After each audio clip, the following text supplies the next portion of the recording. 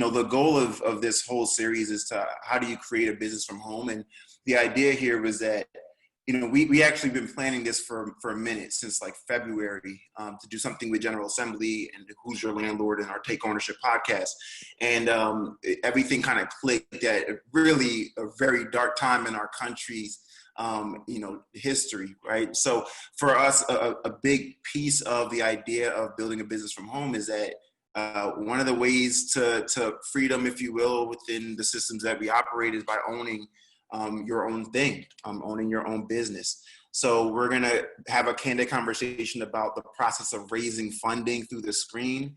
I feel like there's no better guest to have talk about this topic than Miss Dawn Dickson or Mrs. Dawn Dickson. So we will we will chop it up some more, and we'll jump right in. Hi, everybody. Welcome back to the WYL Take Ownership podcast, where we're all about taking ownership of your mental, your economics, and your community. I'm joined today by Dawn Dickson, CEO of PopCom and founder, and also founder of Flat Out of Heels, and also inventor, investor, all the above. It's a pleasure to have you today. Yay. Thanks for having me, my friend. I'm excited. Absolutely. It's the first time we're connecting in a little bit of time. We usually see each other in better cadences over the years, but so much of life is moving, but I'm happy to reconvene right here today. Topic for today is raising capital through the screen. And so we'll talk about that and keep you guys abreast. As John pointed out, if you have any questions, drop them in the chat. He's going to be helping us sort through them. We'll speak to them. We're going to keep an even flow, so as to not be really choppy in delivery. But we will address the questions throughout. And at the end, what we've done, even in the first episode, was we kind of did a rapid fire session. If there are any questions left that we haven't addressed yet. So without further ado, we'll jump right in. First, I'll start off by introducing myself.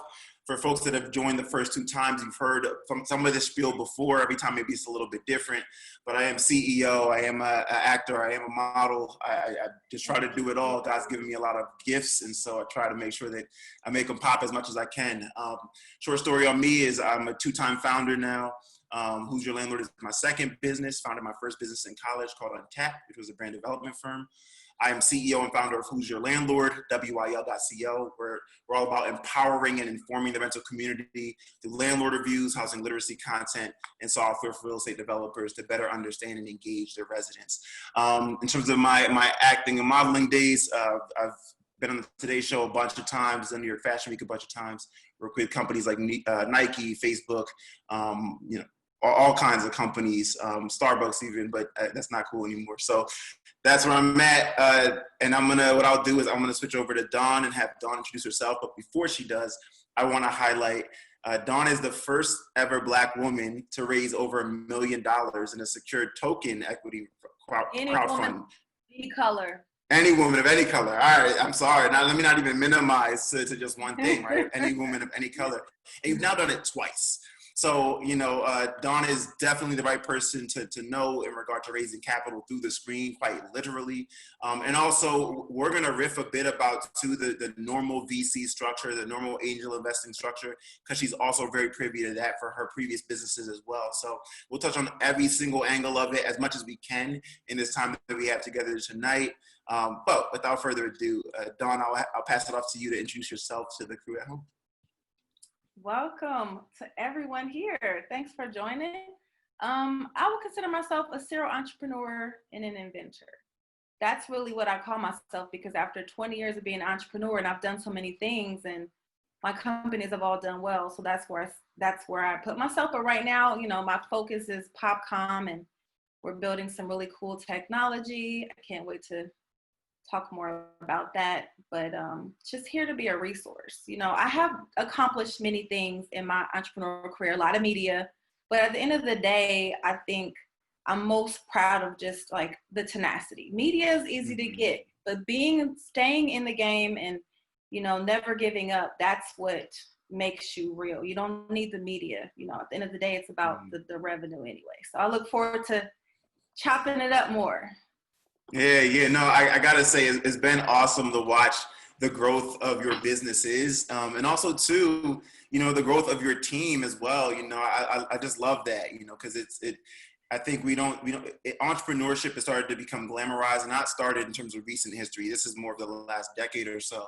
And what's often forgotten is how important it is to be able to lead a team effectively, and to have a team that's really dope and wants to work together and do it in a very great way. So it's also cool to see that emanating through the pores of PopCom and what you've done here.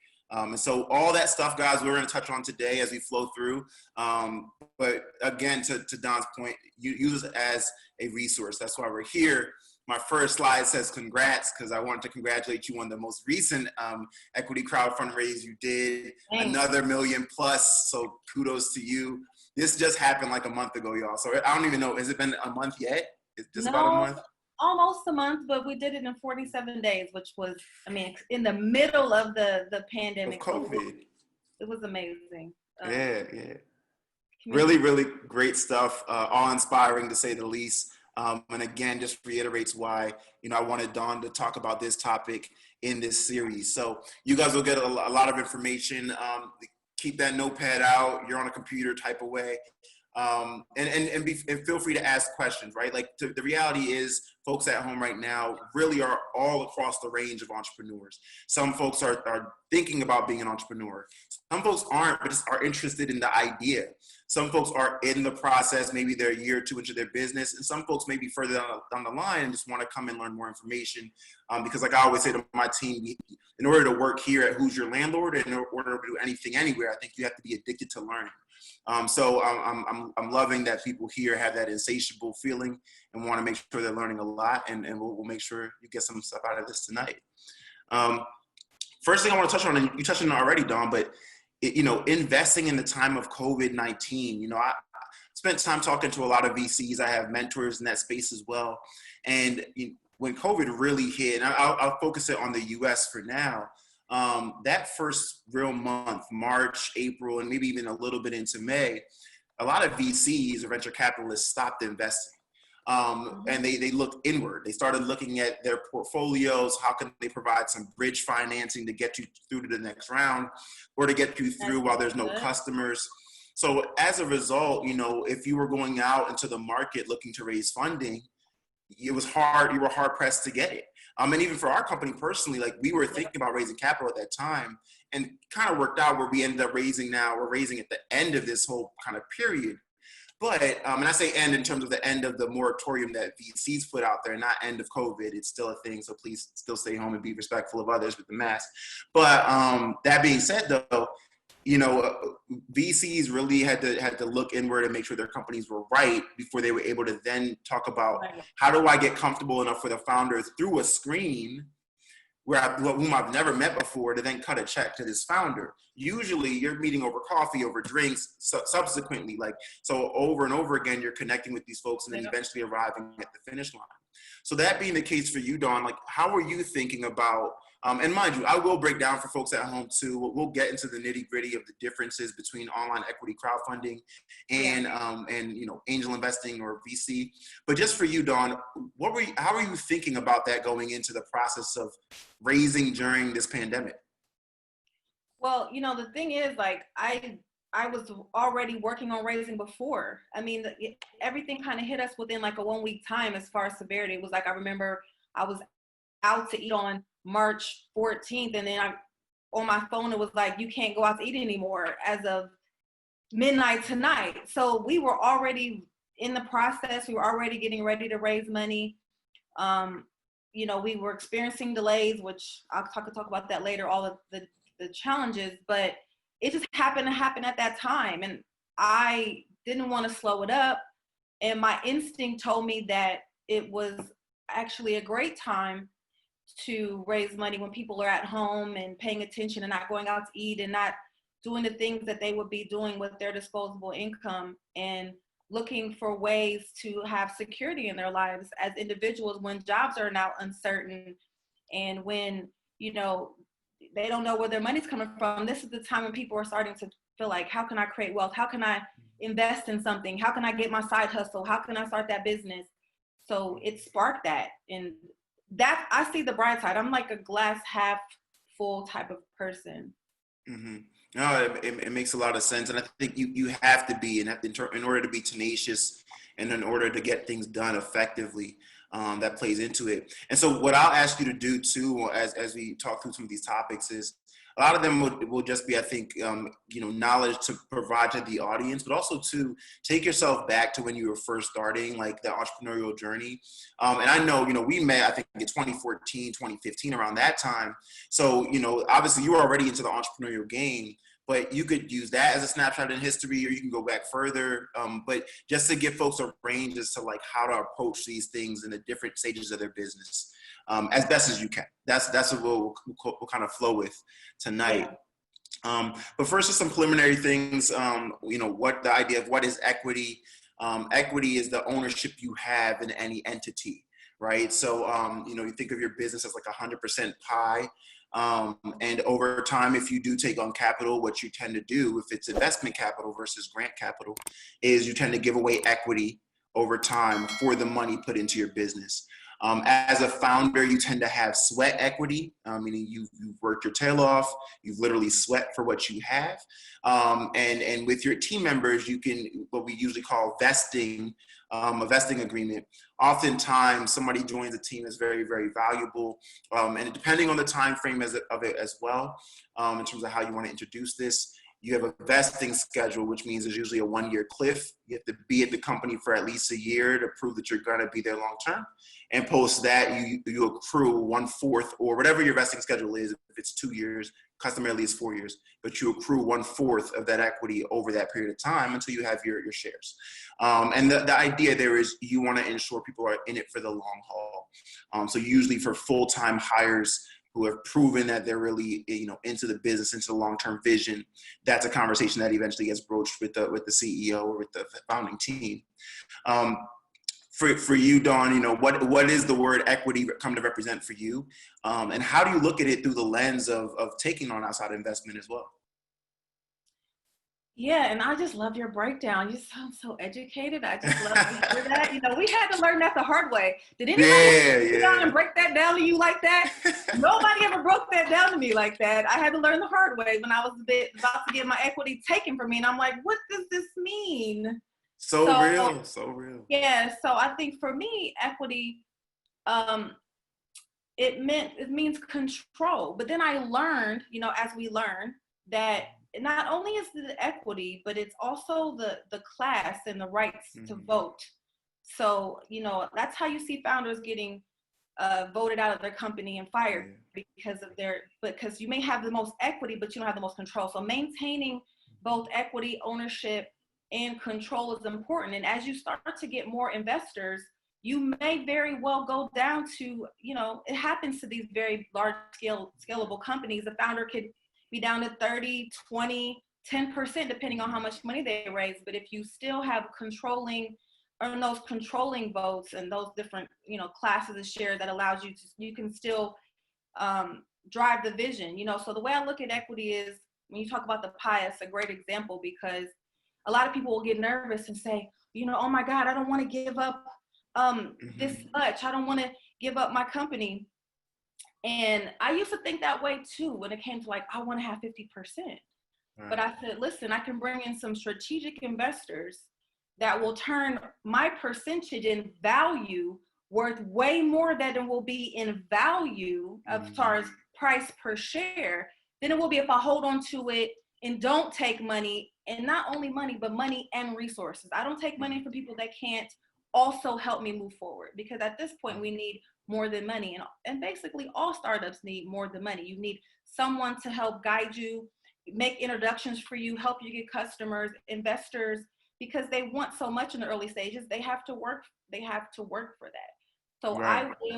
I'm very particular about who I allow to invest in my company and who I want to share that pie with me. But I also weigh what can they bring to the table. So I'd say to founders, don't be worried about giving up shares in your percentage, as long as you keep control and understand what you're going to get. And if, by giving it up, and if that equates to the value of your company increasing, you're still winning, because now right. your shares are worth more. So now my shares are worth, oh my gosh, when I started taking money from crowdfunding, my last round was at a maybe 3 million, and now it's 25 million. Mm-hmm.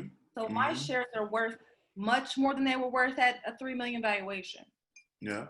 Hey, no, that's exactly the point, you know, and I'd love for you to unpack too, you know, I'm sure there's been situations where you walked away from money, or walked away from an investor because they didn't sit right on your spirit, or they just literally didn't sit right. Like logically, they were just not really the right investor. You know, I always highlight, for us as a firm, you know, we've raised $1.3 million. We're raising capital now, so we're going to do more than that. I've walked away from easily as much money, like easily, where there's been an opportunity there, but the investor is not right, or they want you to change your business completely. And so I'd love for you to unpack that a little bit too. Like in your experience, what are some of the reasons you've walked away from the table when investors put a sizable check in front of you? I walked away when I felt like I was being a token investment, which has happened to me before. Like they'll invest a little bit in me so they could put me on brochures and websites and feature me and things and say, we have a Black person, here she is, a woman. So I have to really look and say, what are you actually doing for your portfolio companies, and do you really align, and can any of your partners or anyone that you have, can they help me move forward? Or, you know, do I like you? Like as a person, do I want to invite you to my, you know, our PopCom events that we have? And my team is very close and everyone is close. So it's like, will you fit with our culture as an investor? Do I want to deal with you? And a lot of times that's no. You know, if I don't get a good vibe, I'm just like, I'm straight. And I also, you know, they try to get me to do a down round. I'm not doing a down round. You know, I know what I'm worth. I know what this business, me as the leader and my team and our IP, I know what we're worth, and you can just never convince me otherwise. So I walked away from money when they wanted more favorable terms. I've walked away from money when they wanted to exercise preferred shares. There's no preferred shares on my cap table. We have common stock. Everyone gets it. I tell them, you can eat with us, but you will not eat before us. Right. We are working every day. I appreciate the risk you're taking by investing your money. It's a risk. And yes, we're going to go work for it because we're risking our whole lives for this. Right. So you're going to eat with us and we're going to be good. But some investors want preferred shares. They want board seats. I do not allow investors on my board. No. So I've walked away from money because I have my own terms. And it's so important to understand. And I did a talk on a little piece on YouTube, on my YouTube channel. You can negotiate term sheets. Everything is negotiable. You do not have to take what's put in front of you. And a lot of us get so excited. Oh my God, they want to give me money, including me. And my first check from VC, they got 8% of my business for $30,000. Can you believe that? My company's worth $25 million. They got 8%. It got diluted, but they still have a chunk for $30,000. Don't do that. Ever. Yeah. Well, yeah. Well, those are great points. Like, I mean, part of what you're getting at too, in terms of when I've seen that kind of equity take, it's usually from an accelerator of some kind, accelerator fund. Yeah, where they take some, you know, egregiously high amount, and their argument would be that they're bringing a lot of value. But what you realize is you're part of a farm system. And mind you, I say that as somebody who's gone through accelerators, so I don't say it in a bad way for all of them. There's some that negotiate terms with you, Quake Capital, shout out to them, and there's some that don't, that are a little bit more restrictive, and I won't shout out any of them. And I think that in that regard, you know, one thing I will put the caveat out there for everyone at home. Some of the information you receive tonight will be applicable to your business, and some you won't agree with, and that's completely fine. Like even between you and I, Dawn, I say between you and I as we talk to all these people, between you and I, my feeling right now is if old white guys are cutting checks because they feel bad about what's happening in the world, I will gladly take those wet checks with those tears and cash it. Now, I know you don't feel the same way. I completely understand. But my thing is, yeah, I know you are. And I've seen your tweets. I understand it. So that's why I bring it up. My thing is this, like, if the person's heart is not in the right place, that's something that I'm going to vibe and find out in conversating with them. But if it's someone who's, you know, who hasn't shown up, but their heart isn't in the wrong place, to me, that money is what I look at as like rinsing the money. You know what I mean? Like you can literally take that and do good with it, invest it in good places, and realize too, folks, investors are investing in good investors. Like as an entrepreneur, one of the things I think that's not talked about enough is what investors want to see how you're going to execute this capital and put it in play once they give it to you. And that could be in human resources, so people that you're hiring. That could be in strategic alignments and partnerships. That can be in so many different ways. So, you know, we all fixate on like projections and how I can get to 100 million in revenue, whatever the case is. We all fixate on like, you know, the next shiny thing or the press, you know, line that says, so such and such raises $50 million.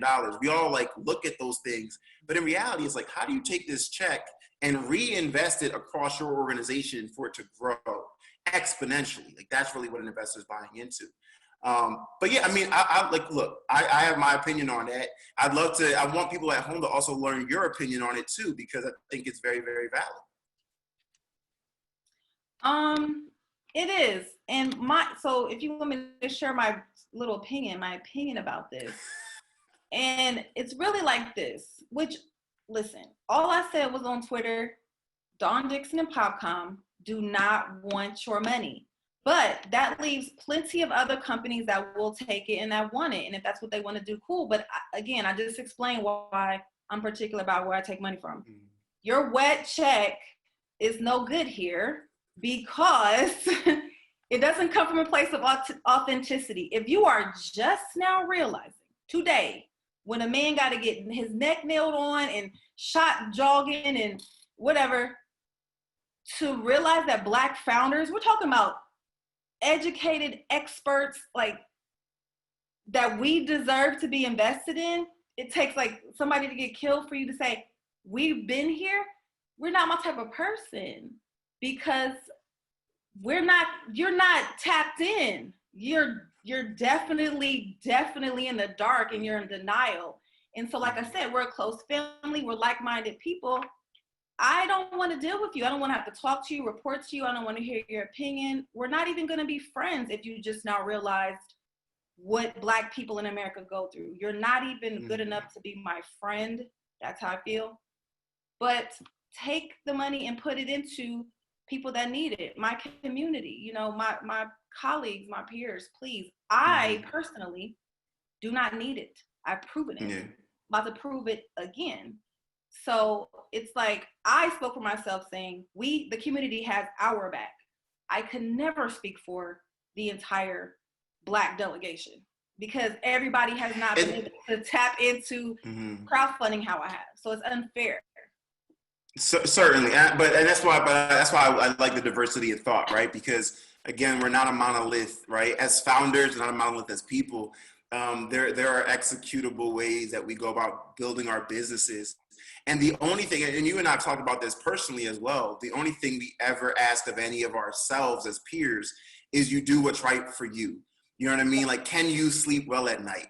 You know, are you doing it for the right reasons? Because we also know founders who have found themselves in kind of tenuous situations, to put it lightly, because they took the wrong check.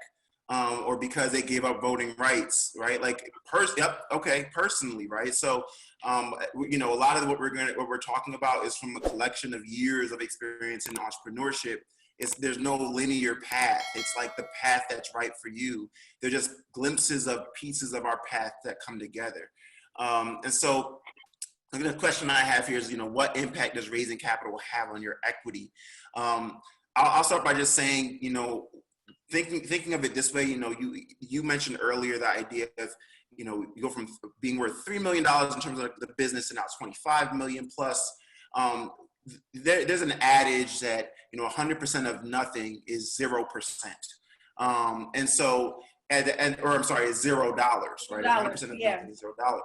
And so that's very important to understand, because there is, I think, a common fear in the early stages of, if I give up too much of my company, will I be giving that ownership up? And now I have to work with this person in some capacity. And the reality is, oftentimes in the beginning, if you're not making sales, if you're not building IP, if you're not building a very strong product, like, your business isn't really worth all that much. No one's looking at the sweat equity you put in. They're looking at the value you beget with the sweat equity you put in. So that's what everyone's looking at. And I remember it was Jewel Burks, founder of PartPix, sold to Amazon. Now she's the head of Google for startups. This is a private phone call some years ago. I reached out and I was like, hey, look, like, we're looking at raising capital. What should we be thinking about in terms of this pre-seed amount of capital? And she was breaking down for me the tranches of, you don't want to give up more than this in this round, this in this round, this in this. And that's how you have to be thinking about it. And usually the rule of thumb in terms of VC world, scalable tech businesses is you don't want to be giving up more than 20 to 25% of your company in a seed round of funding. Because realize you're only going to be diluted after that. And still, even if the value of your company is increasing over time, do you feel comfortable waking up and only owning 5% of your company that you built from the ground? That investors got to just put in a check and get to sit higher up on the ranks than you. That becomes a battle within. And if you can imagine, if you're the CEO and founder sitting at 5%, what are your co-founders sitting at if you have co-founders? What is the rest of your team sitting at? It's usually nothing. So even if it can be, in mind, if you're Facebook, that can still, nothing can turn into like, I now have like 100 million in the bank. Right. But to be mindful, most companies are not Facebook, right? In terms of their growth trajectory. So Dawn, what are your thoughts in terms of, from a psychological standpoint, how raising capital affects the cap table, as our homie John would always talk about, like the cap table, and also to, how is it affected literally by your business and raising capital?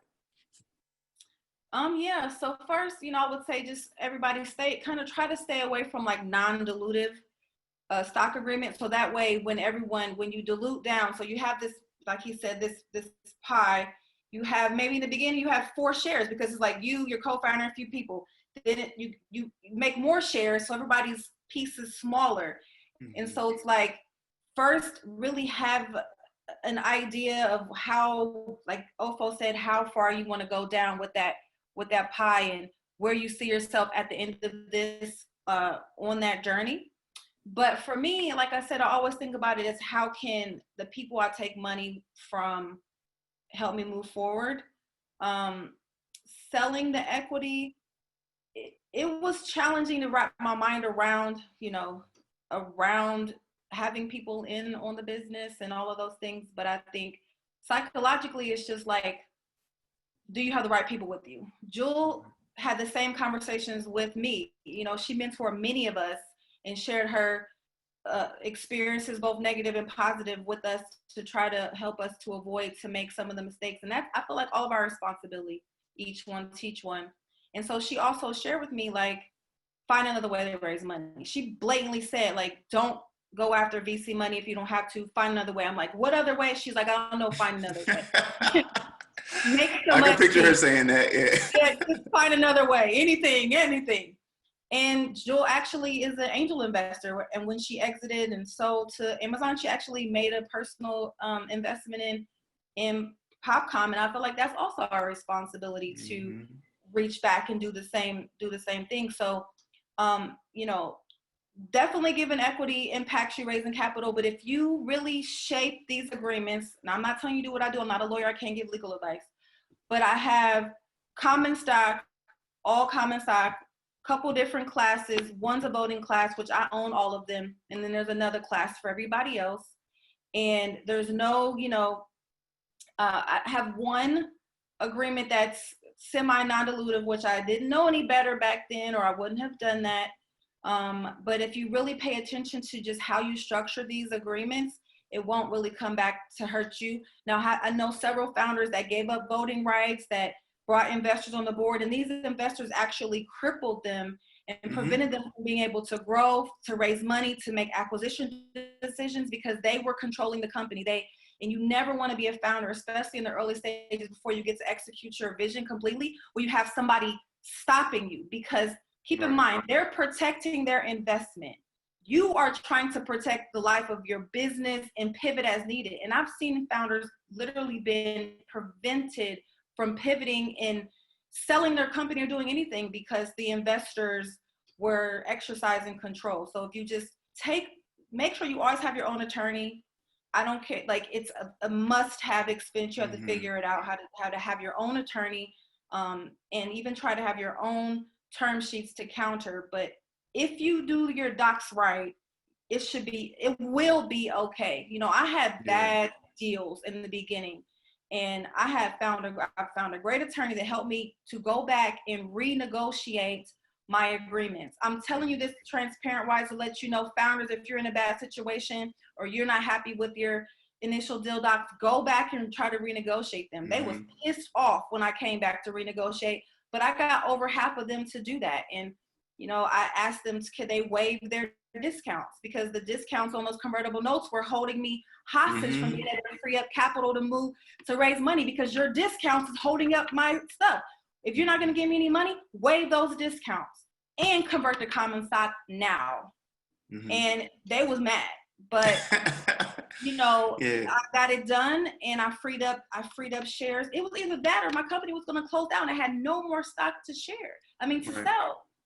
You know, so these are real things that happen, and everything that I say is definitely speaking from direct experience. And I wish someone would have told me. But if you listen to what we're saying today, you can take money from investors and still grow. But there's a lot of mistakes that can be made that will could stifle and hurt you.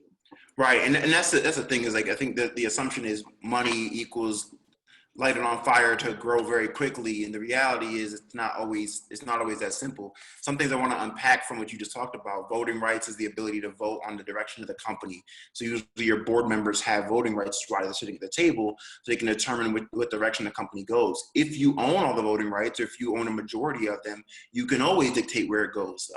Mark Zuckerberg kind of famously owned around 14 to 17% of Facebook. This is like 8-9 years ago now, but he had like a large majority of the voting rights. So even though he owns a small percent, he can't be fired, right? Like he owns that.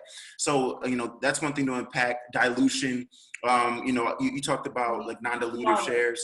Yeah. So it's just like, imagine this, right? We talked about the idea of you're diluting over time as you bring in more investors. If someone has non-dilutive shares, they have 10% day one, and it's non-dilutive period. That means day 3,000, they still have 10%. So everyone else is getting, you know, diluted at the same pro rata base, while they're staying strong at what they put in like 5-6 years ago. So that's why you want to have dilutive shares across the board. You want everybody to feel the pain or the growth of that process. Right. And then too, you know, there's one other thing you said investor-wise I want to hit on. I guess the key for me is, you know, you want to make sure in this process that you are very understanding of where things sit, what things mean, and how they will play out long term. And if you're not keen on that, that's why Dawn brought up, no matter what, you need to have a lawyer look at these documents, because the last thing you want to do is shoot yourself in the foot, because you're just excited to get that first $25,000 check or $50,000 check. And sometimes this can happen even with family if you're privy to getting that kind of access to capital from your family. But it can be something like they give you $20,000 for maybe 30% of your company, and it's like your Aunt Tammy. Is like, when it's time to really raise capital, VCs will tell you, go back to Aunt Tammy, give her a check and tell her to bounce. So realize like, these things really, really matter. And so I want to break down the idea of angel investors versus venture capitalists. You know, it's important to understand. I'm very big. I nerd out on understanding the other side of the table and what are the force functions that make them move. For angel investors, we call them angel investors, the angel part, because it's like this idea of they're coming out of the heavens and giving you money, bestowing money upon you to grow your business. Venture capitalists are backed by limited partners, LPs. They have capital calls to see how their money is moving. Their idea is to invest in companies that are going to at some point have at least 100 million in revenue. You 10x that, it's $1 billion business, and that it covers the losses. So if they exit the company, if it goes public, it covers the spread of all the other companies that are in the graveyard within that firm. So realize, you know, a VC's approach is not for what we call a lifestyle business, which I think is a very condescending term, but a business that's going to top out or top out, at 25 million a year, 40 million a year. And I'm sure people are sitting at home like, 25 M's a year, like, I want that business. Yeah, for VC, they like, that is not enough. That's year 2 or year 3 from taking their check. They want you to have a trajectory to 100 M's in 5 to 7 years. That's the goal. Now they assume you're really going to get there in 7 to 10 in terms of their horizon. But in reality, they want you to show them a plan that says, I know what you need, and you need me to get to 100 million in revenue in 5 years. It's not reality for most businesses. But realize they're looking at one company, maybe two, that turns into Facebook or YouTube or whatever, and wipes out the losses of the other 8 or 9 companies that all will end up in the graveyard somewhere.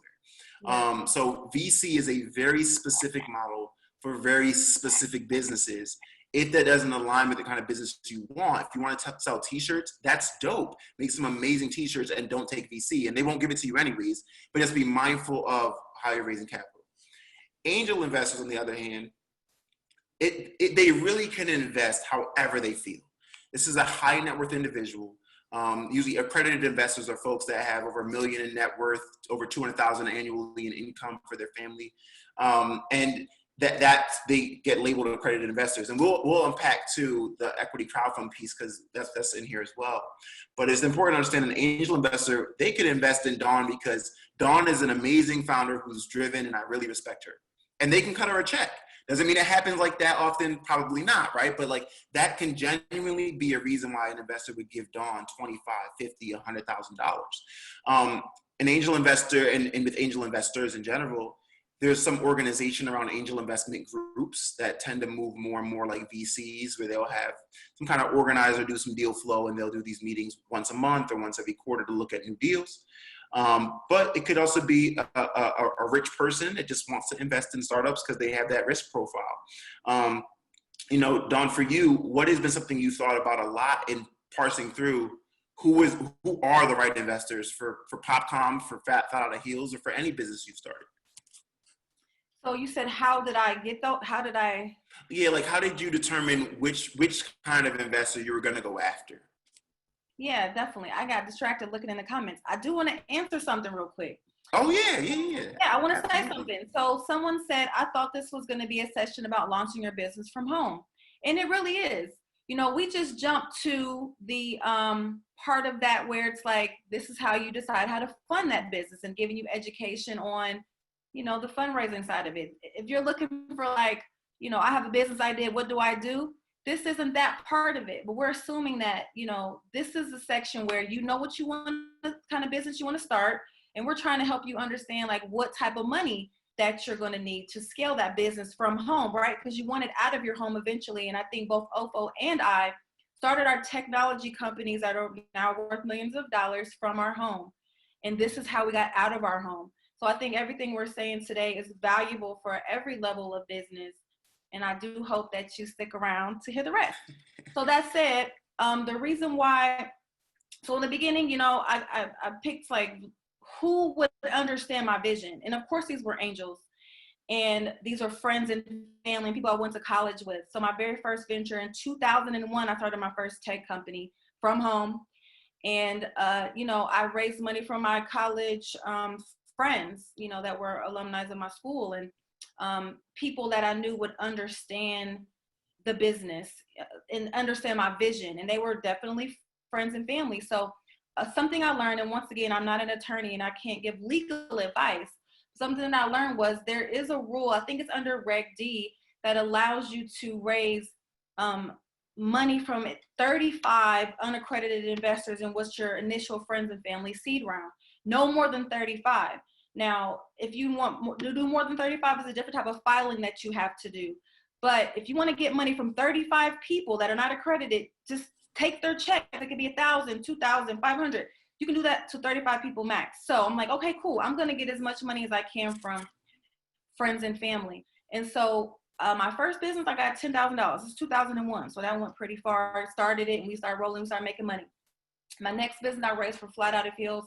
I got my first $50,000, like I said, from college friends. And then I got more. So I raised a total of like $300,000 for that business. And I got one VC, which was Backstage Capital. But as you know, I was funding my business from pitch competitions. I just knew it was just like pitch competitions and friends and family and close people.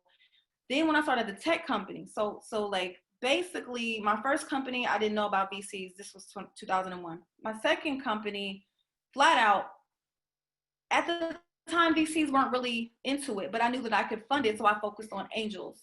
and angels who like Backstage Capital, and then angels who just, again, understood the industry I was targeting and was like, okay, yeah, I have a passion for either I support you, or I love shoes, or I love fashion, and they invested in it. But then I knew when it was time to scale that I needed bigger checks and institutional checks. But, you know, there's so many ways of funding your business. Like we talked about accelerators, pitch competitions are amazing. There's lots of grants out there these days that never existed for me ever. I know you either. It's like, where were these grants at 5 years ago? Like nothing. You know, definitely leveraging business credit. These are all things that I've done. So when we talk about like your business and getting capital for it, he broke down VC. 99% of people here just is not a candidate for VC. This is reality. But angel investors, pitch competitions, accelerators, incubators, grants, these are all things that you can look into. And what I love, my favorite resource is F6S. That's it, F6S. Yeah. One of my favorite resources, f6s.com, because you can find programs literally all over the world. And then what I also would do is on Google Alerts, put pitch competition on Google Alerts so that I would get information about anytime one came across. So I think I've honestly got money every way possible except for, let me think. I got loans. I think except for actually a government grant, because nothing applied, but I've literally got it every way possible, any way possible, because I wasn't a candidate for VC for a long time. And just a disclaimer, I did raise $700,000 from VC, and my total round was $1 million, and I got $300,000 of that from accredited individuals, and another like a little over $700,000 from actual VCs. And I decided I didn't want to do that anymore because the culture, I didn't like. Yeah. A culture being go, go, go, go, go. No care for anything else. Of like, I don't like the VC culture. I didn't like how it made me feel. It didn't feel authentic. I like dealing with angels because they actually are people. They feel like people. Some VCs do. I'm not saying none of them do. There are some good ones out there for sure. I don't want to knock every single individual who's a venture capital investor, but I mean, overall, the culture is just not. It's not what I vibe with, and so I didn't thrive. I mean, some people would say raising $700,000 from VC is thriving. No, it's not. I mean, not when people like Clubhouse just really closed around for $100 million. I mean, closed around at $100 million valuation last month. On a private beta.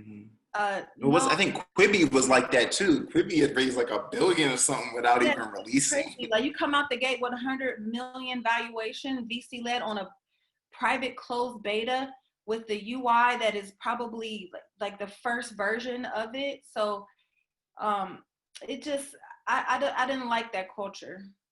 But that's where you realize that, it can be a very rigged game. Right? Like at the end of the day, it's still networks. It's still who you know.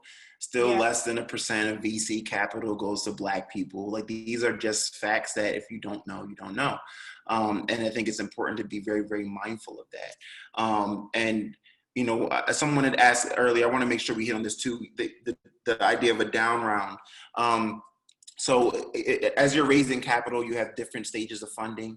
And so just to keep it really simple, imagine if you raised previously and said your company was worth $4 million. And then now you're 2 years later and you're going to raise again and you want to raise at 8 million. And someone says, no, I'll invest in you, but it's worth 2 million. Everybody, if you take that check, everybody gets massively diluted kind of 2 times over because your company's worth less than it was 2 years before when you raised that $4 million. So you absolutely want to avoid a down round. And I remember what I was going to say before too. Yes, Dawn said F6S, S as in Sam. Yep, perfect. What Dawn mentioned earlier too about, now I was answering that question. But so we talked about down round. We talked about too, the point I want to make in the VC space. It'll come back to me, but we'll keep it flowing for now.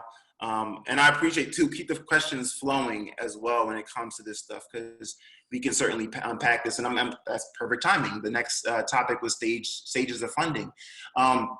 So one part of this is, in the beginning, you're usually raised, they call it friends and family round. I actually don't like this terminology much at all, because oftentimes for Black and brown founders, there is not much of that. I love that you could tap into that. I mean, Dawn, yeah, it's still at the end of the day, it's still accurate, I guess, in description, because our first maybe $15,000 were from friends who had just graduated college, who had made a little bit of money and could slide us a few $1,000. So yeah, maybe it still is friends and family.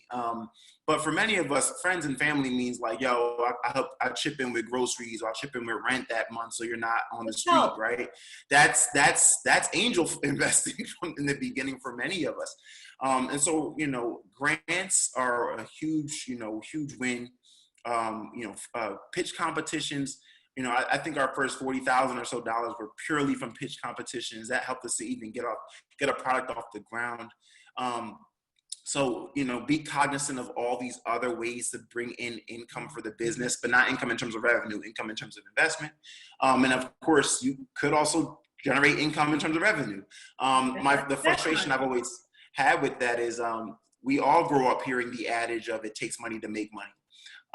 So I get frustrated when it's, now the bar is for even a seed round, the bar is show me 500K or $1 million in trailing revenue the last 12 months.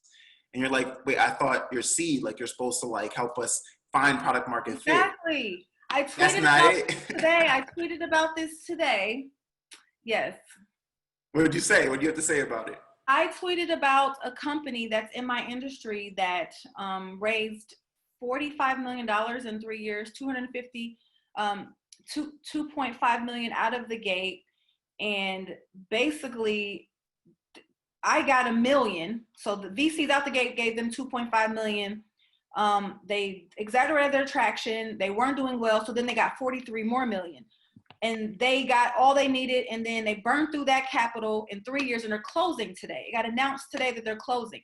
So I tweeted, VCs gave me $1 million, expecting me to turn water into wine and come back with all these magical tractions and numbers. Meanwhile, they gave them 45 million to burn. What? It doesn't make any sense. We were clearly underfunded, and then you expect so much of me when we didn't have enough to do all of that, but like you said, it's like, it does take money to make money.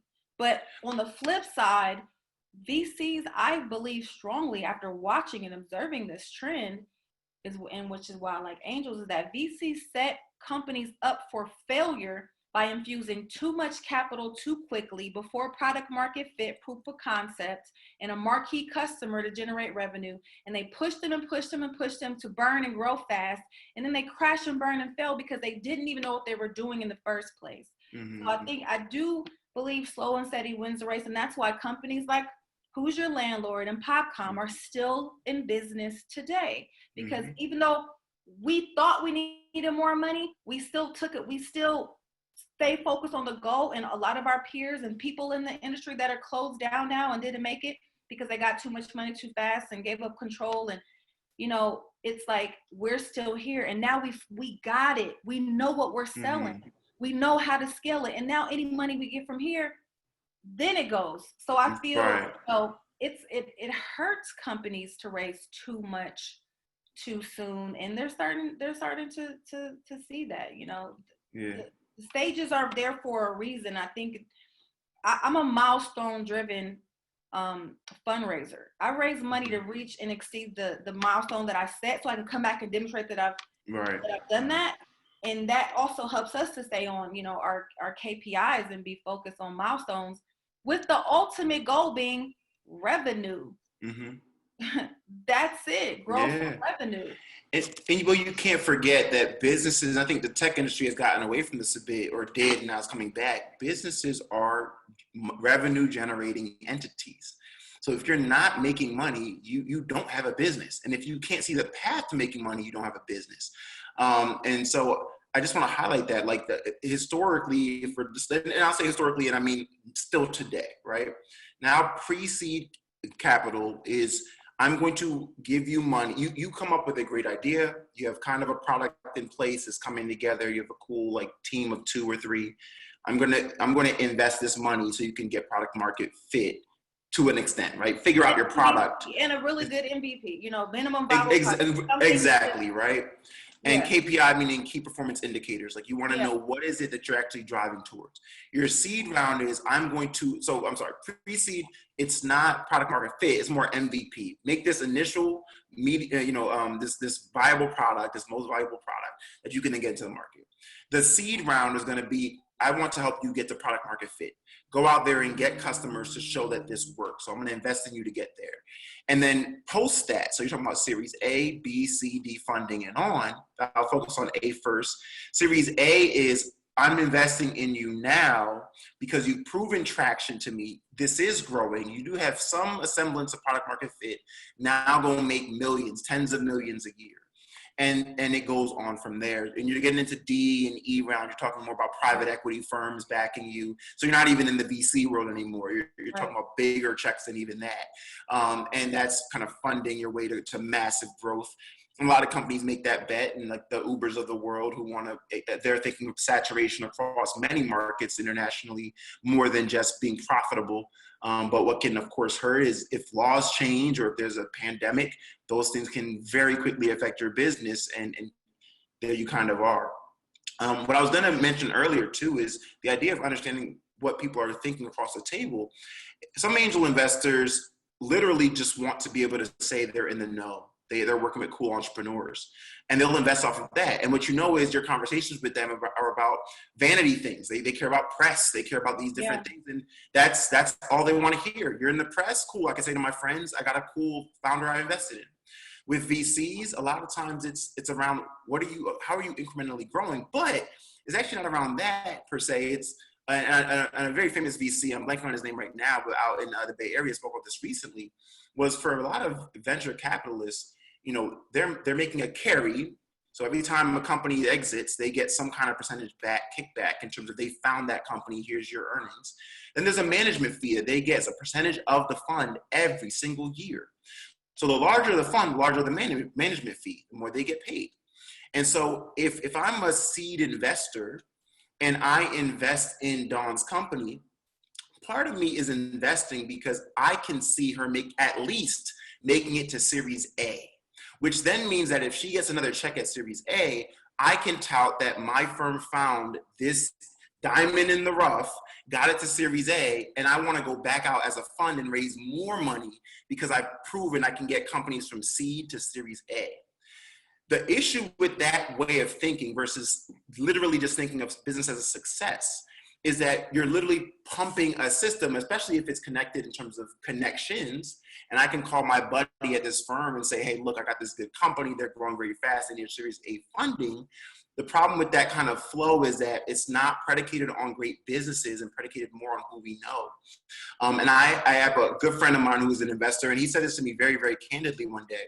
He was like, he was angel investing in a few different businesses, and he had this young white lady that he was looking at her business, a young black woman, he was looking at her business.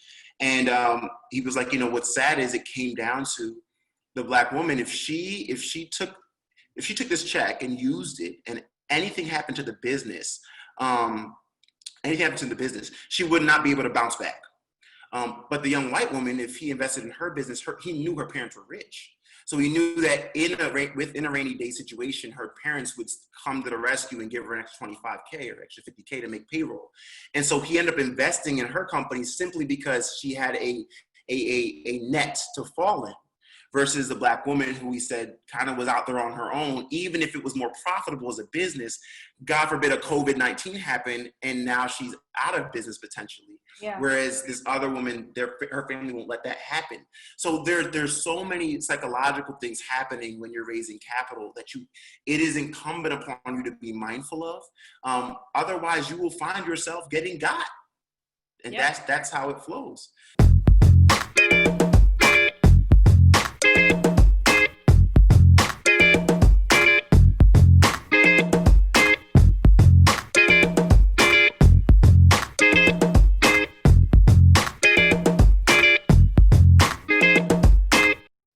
Slide on here. I want to touch on the raising capital flow, and I'll hit on this from the VC and angel perspective as well. And then what I want to do is, I think the next slide is about, so data room terms to do. So we're gonna get soon to, and I'm gonna flow through this pretty quickly. We're gonna get soon to equity crowdfunding. So I want you to talk about that, Dawn, because you've had a lot of success in both worlds, but as of course in terms of recent times, the equity crowdfunding. Raising capital, the flow of it. So Dawn already was talking about f6s.com, where you can learn more about different grants that are available, different competitions that are going on, different accelerators, and apply right there through that platform.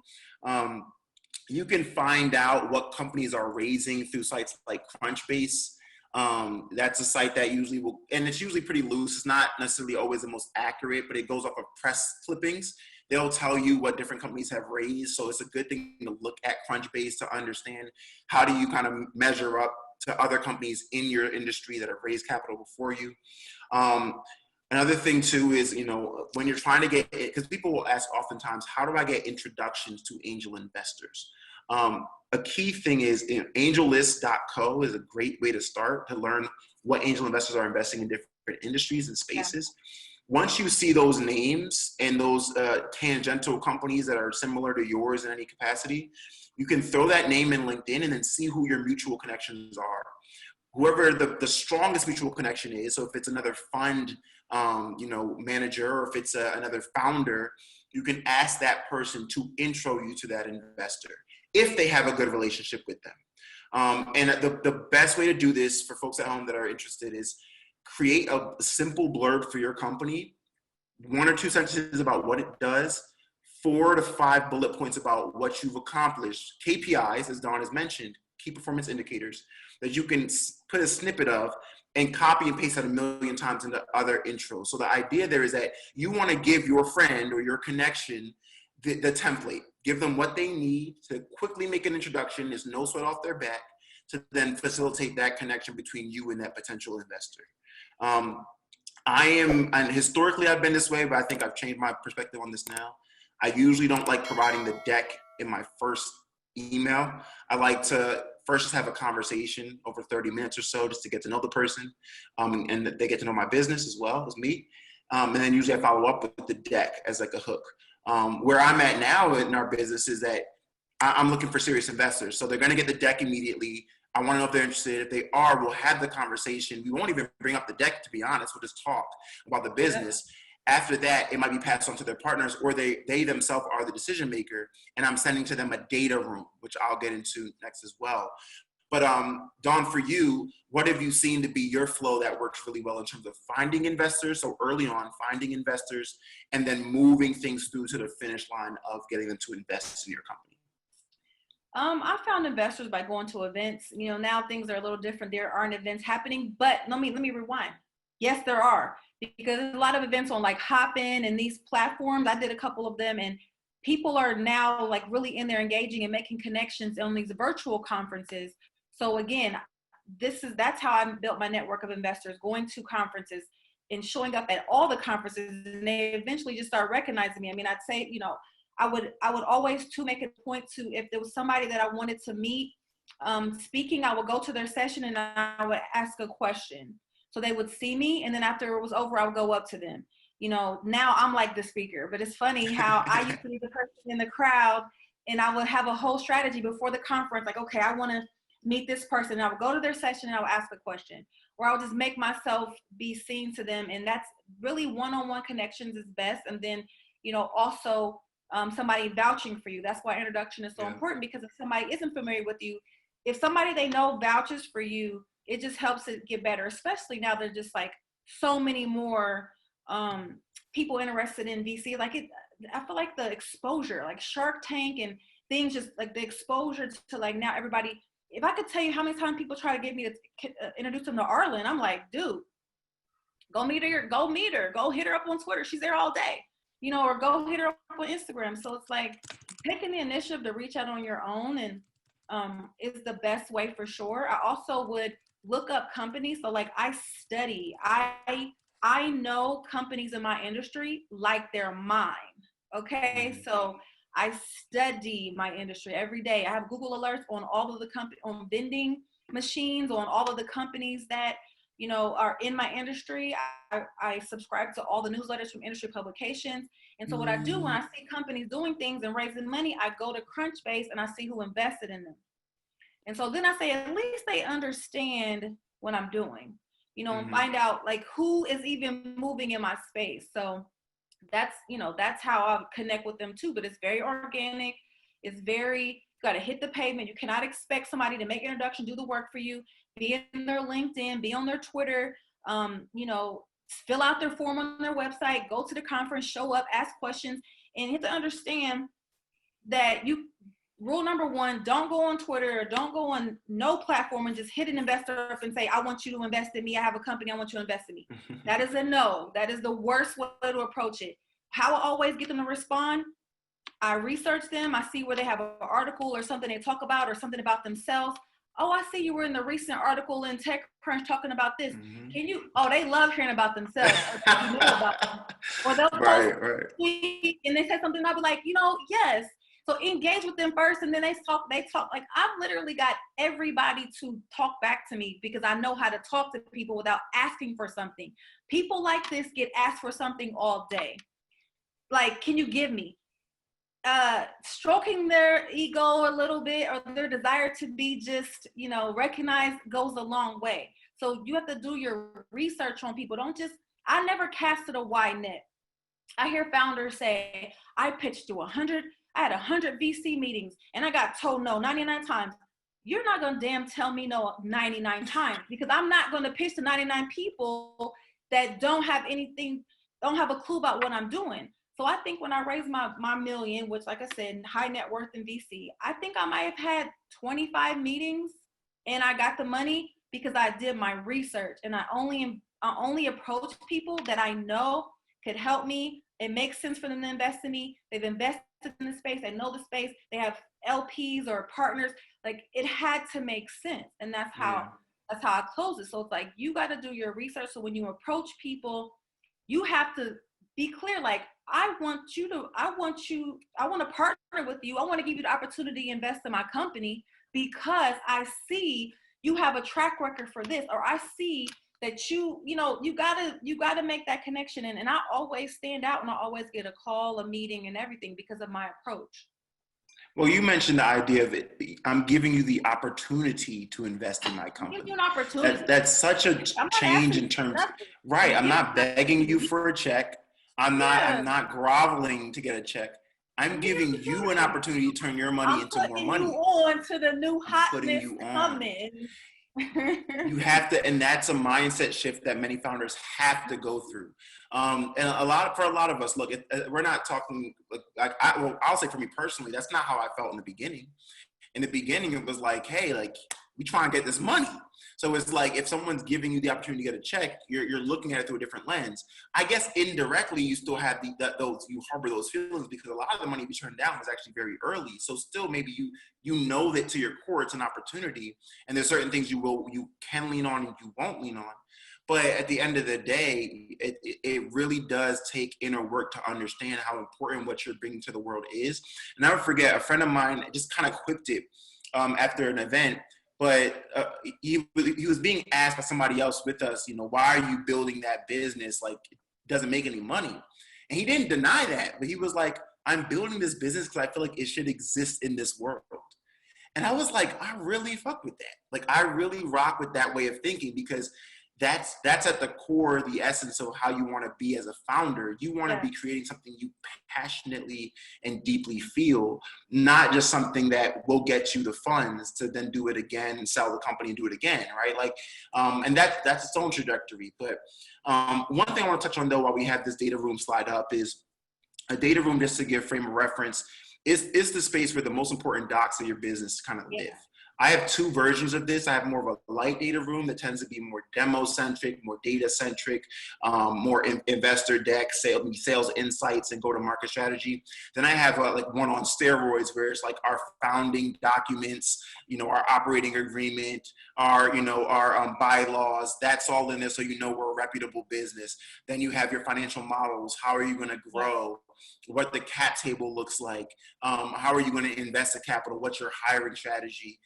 That stuff is all baked into that one, in addition to, of course, the investor deck and those sales insights again. So I use Google Drives for that, and it's just like one folder, and then within that folder is a few more folders, and within those folders is a few more documents. And I think Dropbox is also a good thing you can use for that.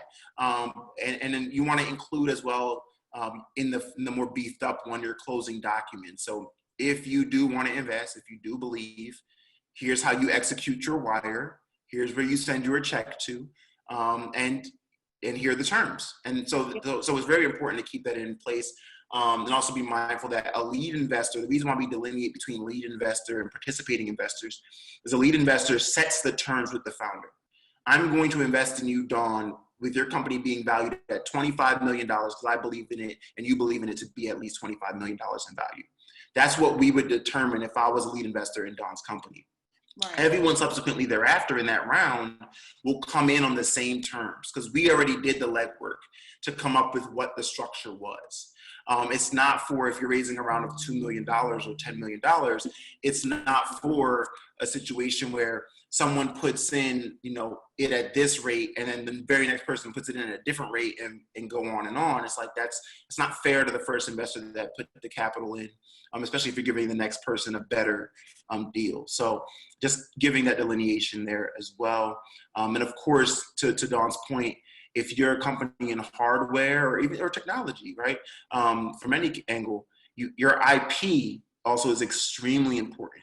You can raise capital off of your team and your IP before you ever generate a dollar because of how important that IP is, intellectual property, that being the case. So I want to jump in. I've seen a question and I want to say something so that, because there's different levels of businesses on here. So I want to bring it back to the data room for everyday early founders.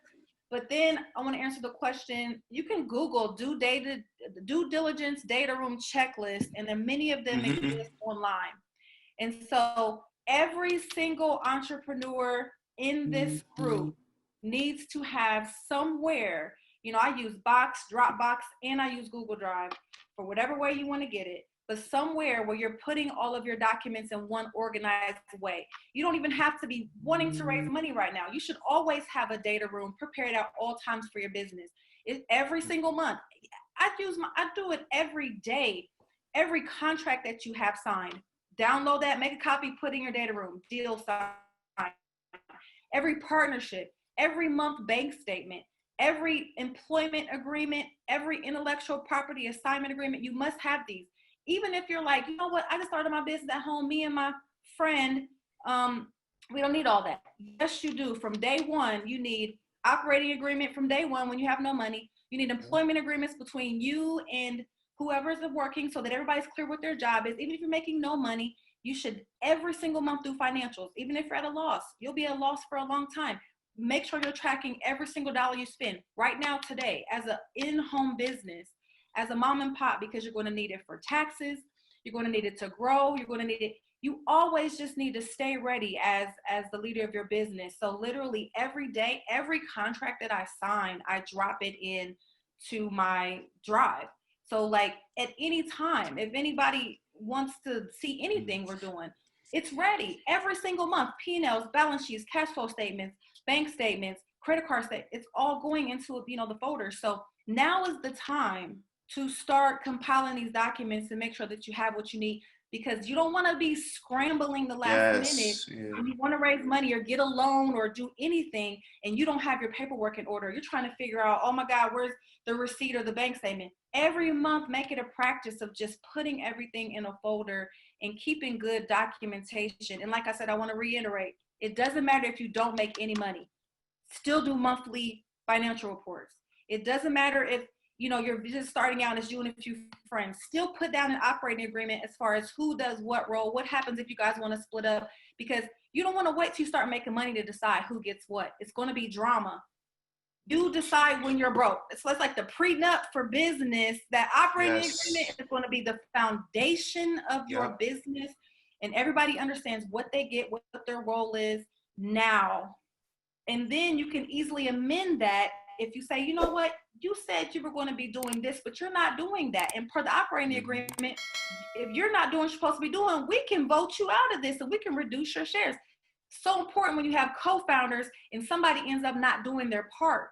That's why the operating agreement from day one is critical. And if you don't have lawyer money, you can go to SCORE. There's a SCORE chapter in every city in America almost, funded through the SBA. Get a legal mentor. You can also download documents online. And what I used to do when I didn't have a lot of money, I would do my own legal docs. I'm damn near a lawyer now, but I would pull them from online.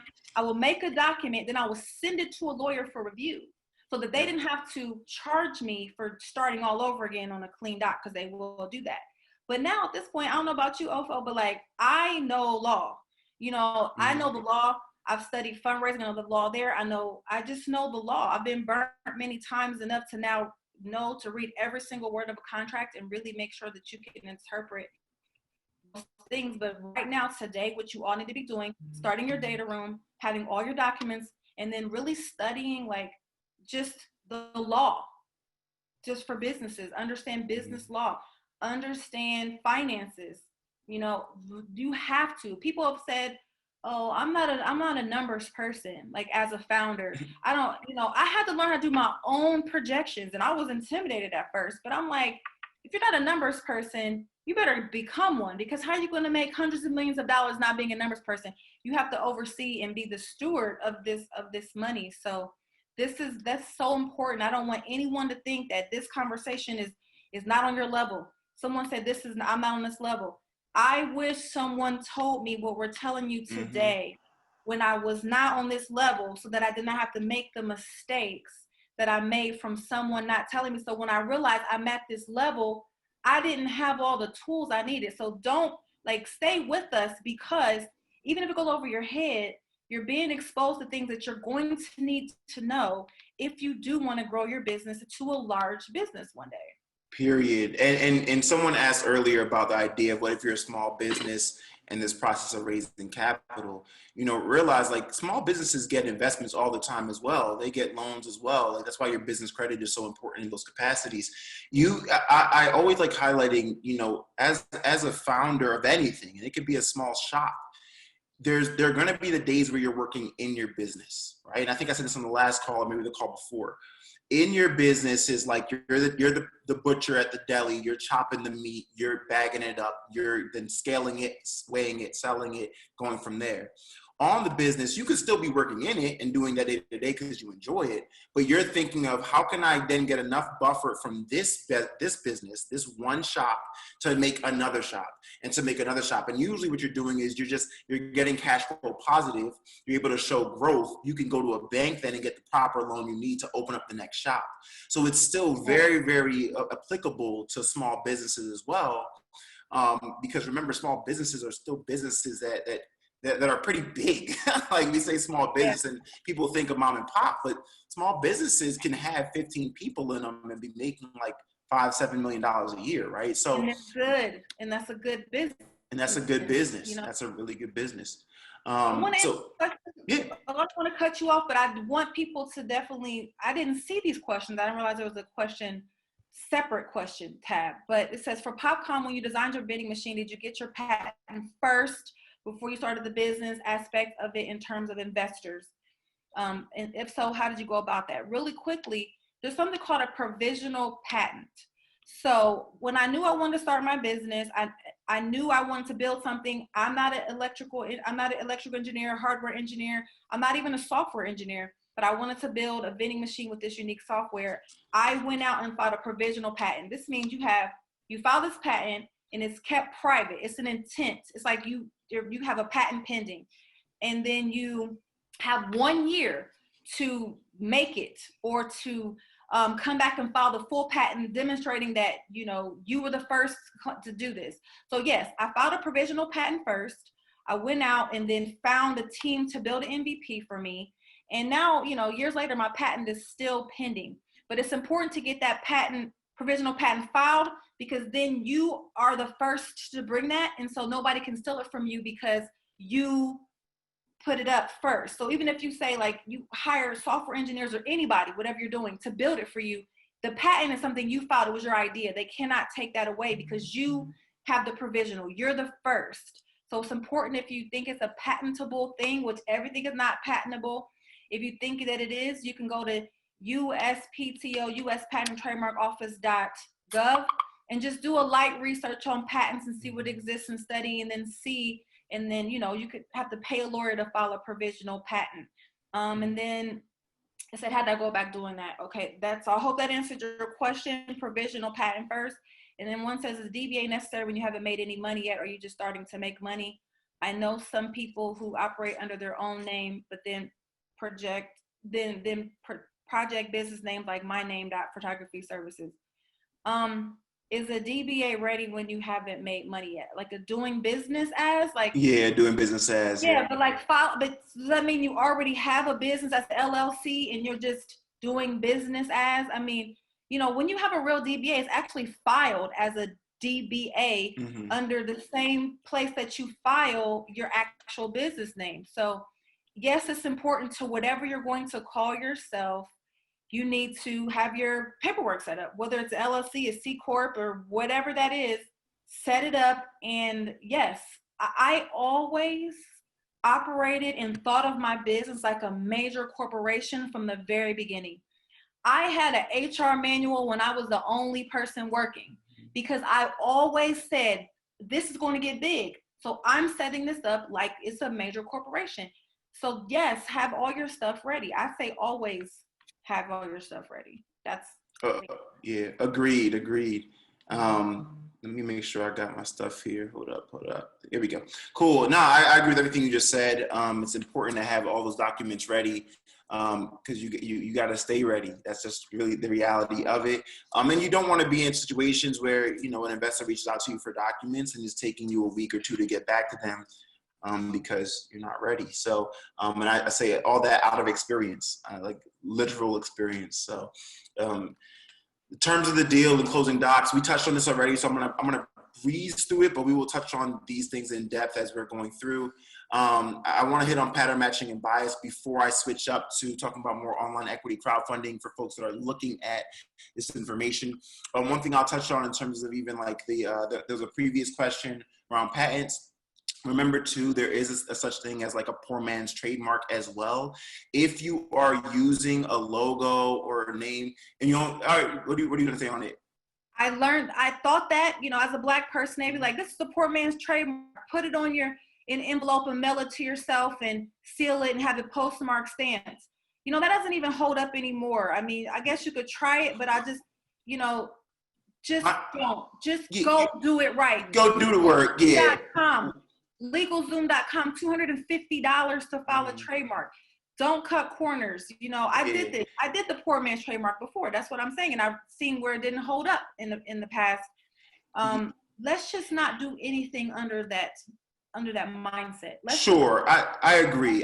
But the idea there was that, if you're operating your business with these logos, you have a site with residents, that if, God forbid, you didn't have a trademark and someone tried to use your likeness or your logos, you could sue and still actually retain the rights to use it because you have jurisdiction over there. Exactly. It's in you. But Dawn is 100% right. Like, if you just iron it out, there's just no need to cut corners, and you don't have to iron it out as best as possible. Lawyer-wise, if you're looking for a lawyer early in your process, realize you don't necessarily need to always be able to pay a lawyer. Do your research on who are startup lawyers. A lot of them will take some, like, for example, even our lawyer, we end up putting on our board as an advisory board member, got like over a vesting period of the same 4 years, a couple percentage worth of shares, and literally provides us all the access to all the docs and everything we need, unless it's something that's very, very fine-tuned, something that's not like something he doesn't usually have to do. And also another thing to keep in mind as well, when you're working with these big law firms, there's an advantage to working with big law firms because they have connections usually in VC as well. But realize when you're paying that hourly fee, oftentimes their associate is taking an old document, editing the names, sending it to you, and charging you a bill for that. Yeah. So to Dawn's point about find what you can find on LegalZoom and these different sites, and then just ask ask for it to be reviewed. And usually they'll review things like the indemnification and all the things that matter, they will tell you about. And my relationship with our counsel now has been, hey, I've read through this document.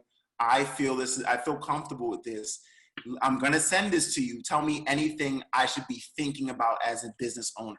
And they will highlight it for you. They will redline that for me. And a lot of times they're going to be deals, even partnership wise or client deals that maybe you're not all the way in on in terms of all the little things. But remember, a deal is a negotiation, right? And so there's going to be some things where it's like, tell me the bad news, but the bad news that I can live with. And tell me the bad news that, no, this messes up my entire business. Yeah. So be mindful of that when talking to counsel as well.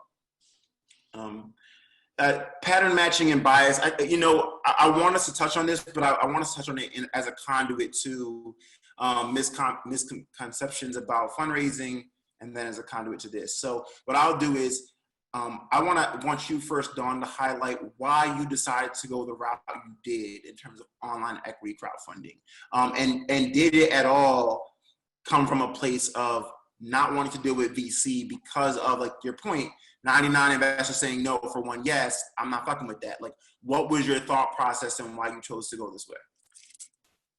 Okay. First, like I said, when I raised my VC round, I didn't like the culture. I wasn't really feeling how they treated me after I raised the money. And I raised the first round from them. And then, I did reach my milestones I said I was going to reach. And they all, in the meetings, I would ask specifically, do you have follow-on allocated for your portfolio company? Do you have money for follow? Like, that's important to me, that if I reach my milestones, you have money that you're going to give me more. And that's something that you have as a practice. So they will all say, yes, we're going to have follow-on. And then when I, met my milestones and I needed more money to keep growing, they turned their back on me, expecting me to have worked some miracles. So it's like, I literally had to find another way to raise money. And I've been hearing about the Jobs Act since back in, honestly, the Black Enterprise Entrepreneur Summit in 2015. I heard a talk about it. And I was interested. Then I got really interested in the ICO space. So like cryptos, when crypto got big 2017 and people were doing ICOs, I'm like, I'm about to do an ICO because we use blockchain in our solution, and I was really doubling down the ICO. Then 2018, the SEC, so while I was preparing to do an ICO, thinking like, what, I'm just going to go all the way, not traditional route, because I don't like how they turned their back on me. I was very upset, about it. It was like, I had a vengeance, I was ready to just get them back. So I said, I'm doing an ICO. Then the SEC made it illegal to do these ICOs, and they put something, they put everybody under the Jobs Act. So any general solicitations, they had to be under the Jobs Act in the specific rules around whether it's the Reg D, Reg CF, Reg A plus. And so I knew that I wanted to not go to VC to raise money. I wanted to prove them wrong because they turned their back on me. I have my personal vendetta against VC. So it was very personal. But I also knew that as an entrepreneur, I had a great community of friends, family, supporters, followers, supporters online, on social media. They see my career. And I said, I can raise money. I'm going to do a crowdfunding. I'm going to do a token. If I couldn't do an ICO, I'm going to do a crowdfunding. And I knew they were going to, I knew I could get some money. And I wanted to be able to raise from non-accredited investors, because after I had raised that VC round, keep in mind, I told you guys earlier, you could raise from 35 non-accredited investors before you start taking institutional capital, and only 35 limit without having to do a separate filing with the SEC. So after I took VC money, you can't go back and take unaccredited money. It's not the way that it works with the fundraising laws. So I had to file to take non-accredited money, but I knew that my friends and family, majority of them are not accredited, but they did have money to invest. And so I wanted to open it up to my community. It was at a time where I was just feeling like, what? Going off of the advice Jewel gave me years ago, find another way to raise money. I said, I'm gonna jump out there and do crowdfunding. Now, I also had seen the success of many companies doing things like Kickstarter and Indiegogo. And so again, that's not equity crowdfunding, that's crowdfunding for a product to fund it, or a project. but the people, all they get is to say, I contributed, I get a t-shirt, or I get the product. Now I'm like, you can have a ownership, equity, shares in my company. And now you could grow with me. You know, this is a way to create wealth for my friends, family, and my community.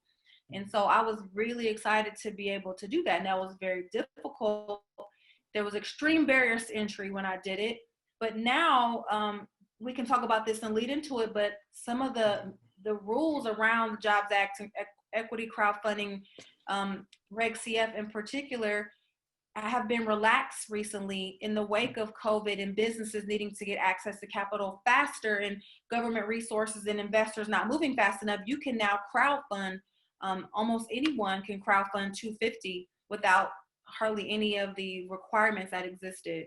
No, that was long, but No.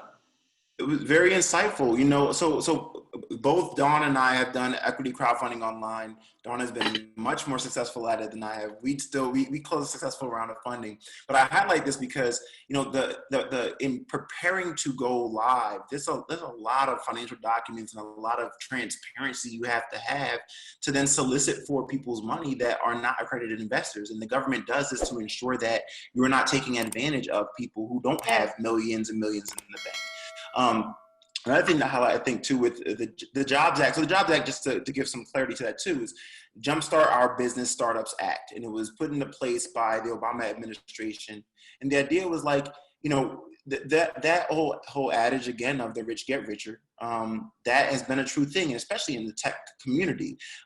People that are rich, that are high net worth individuals, that are accredited investors, get to invest in Facebook when it's in a garage, get to invest in Snapchat when it's in a garage. And what about everyone else who doesn't experience the thousands, or the millions, and then sometimes even billions, depending on what the business is, dollars worth of growth. A lot of regular Americans are left out of that. So the idea here was to open the access to more capital, open up the opportunity for folks to get investing and not just be in the stock market and what have you. And you get the Jobs Act, and that turned on to Startup Engine, that turned on to seedinvest.com, that turned into republic.co, and all these different platforms that focus on getting founders funding, and they take, of course, a certain percentage of that for their company, right? But the idea here is that when people invest in your company through these platforms, it hits your cap table as one line. So it's not, you know, Dawn gets 300 investors. She doesn't have to deal with 300 individuals every single day. It's one line item from Startup Engine that would then say, syndicate. A syndicate. It's the same exactly. term. Mm-hmm. Exactly. So it's a great alternative to raising capital the VC way. But what I will stress is that there is a skill set aligned with doing it. Right. And so that's why, you know, when we talk about Dawn has raised $1 million twice over as the only woman to do this, we're not, I think it's so important to highlight, even if she'll, I think, be very humble about it, and these things come with ease, get my community, it is extremely difficult to do those things if you're not good at it. So you need to talk to people like Dawn so you can learn how to best do it, how to best execute, because in preparing your PR run, press, right? In preparing your marketing, getting the word out that you're doing this.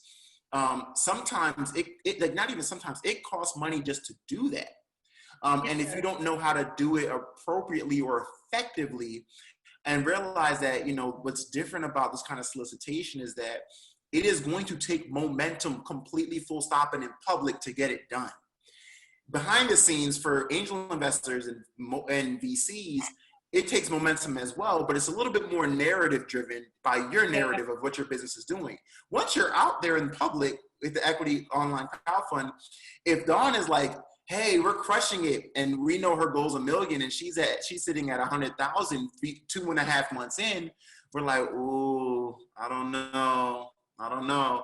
For VCs and investors, like it's a different ballgame behind the scenes. So if you're gonna go the online equity crowdfund route, you have to study the game.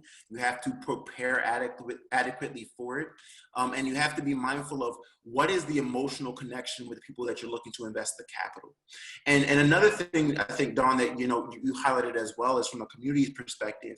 I think I actually have it here too. There's a knowledge gap oftentimes within our communities as to what this looks like. I remember when we did our online equity crowdfund campaign in summer of 2018, the questions I was getting a lot was, all right, so like, when I invest, it's gonna look like how it looks with Google, right? Like, and I have to break down, like, it's not like, this isn't the stock market. This isn't a publicly traded company. This is a private company. So like, whether it's reporting that comes through me in terms of updates, in terms of how it gets done, it's not on, you can't publicly go and find who's your landlord and invest.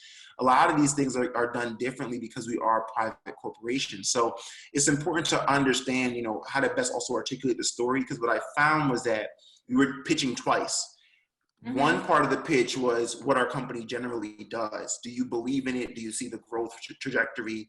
Do you want to invest in it? Once you get past that, the second part is, how does all this stuff work? Like, if I invest in you, like I'm trying to figure out how this works, whatever. And so I found myself really educating on two levels: what our business does and how to actually invest. And the reality of money is that money buys us time. Money buys us resources.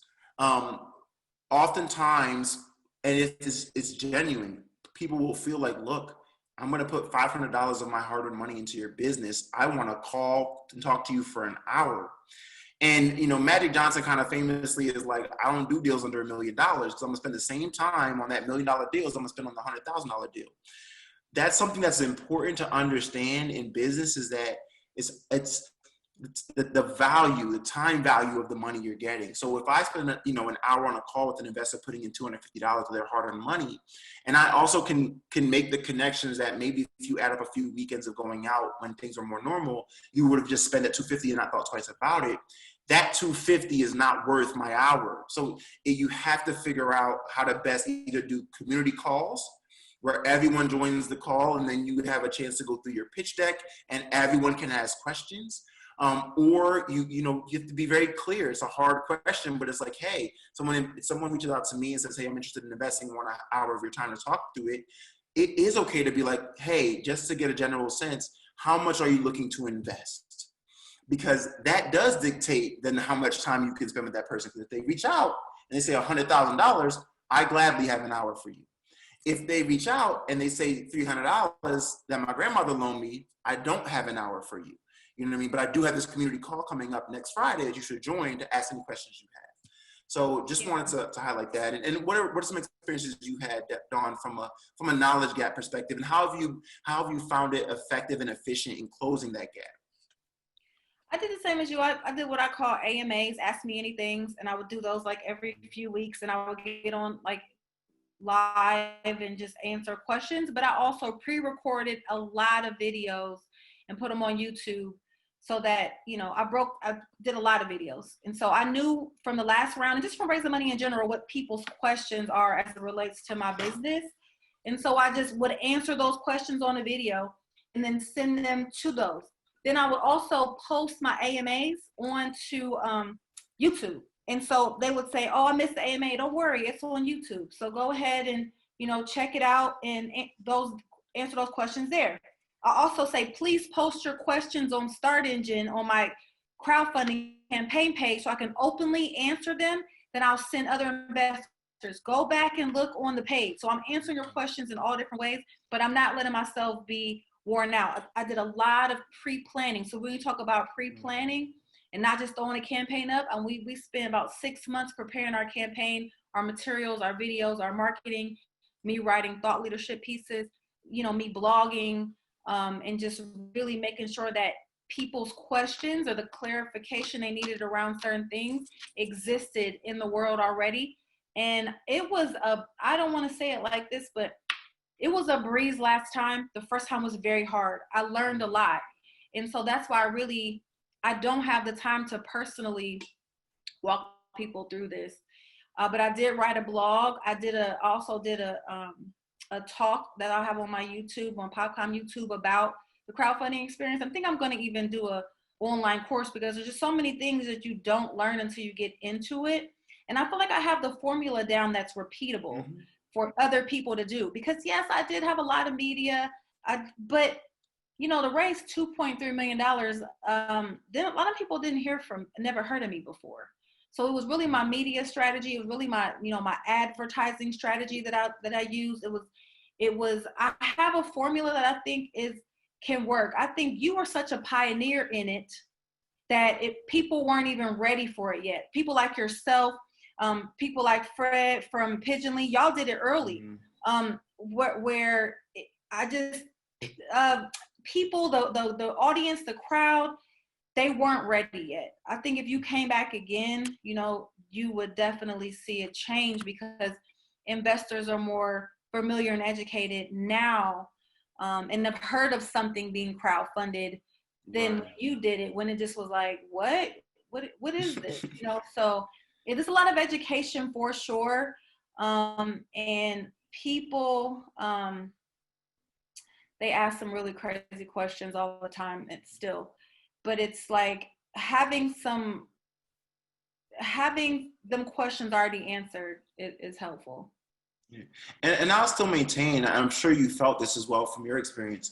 What's cool about online equity crowdfunding is that, any investor that invests in your company usually is going to be very high on your company, right? They want to tout it at events they're at. They want to mention to their peers, they just invested in this cool company in the vending solution space, et cetera, et cetera. When you have now a tribe of 50, 100, 300 people who invest, 4,000. Right? Like all of a sudden you have a tribe of diehards effectively for your 4, business 000.